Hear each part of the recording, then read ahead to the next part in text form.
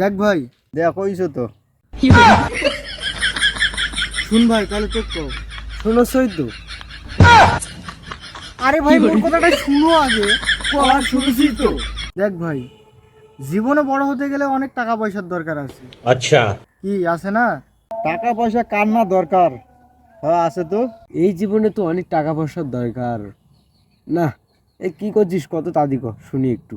তাহলে শোন ভাই, জীবনে কিন্তু অনেক কাজ করতে হবে, অনেক পরিশ্রম করতে হবে। আজকে আর পিছনে, কালকে আর পিছনে, এভাবে কিন্তু জীবন চলে না।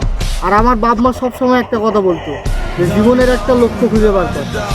তো লক্ষ্যটা খুঁজে বাহির করতে হবে, বুঝছিস? না ঠিকই কইছিস। হ্যাঁ হ্যাঁ ঠিক আছে ঠিক আছে ঠিক করছিস। ঠিক আছে রে ভাই।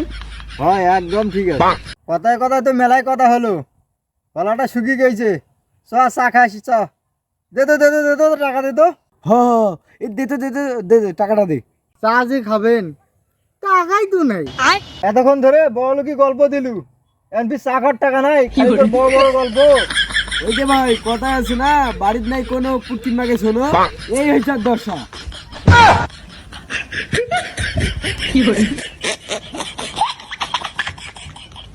কথায় আছে না যে মানুষকে ভালো উপদেশটা দিতে নাই, এই হচ্ছে আমার দোষ।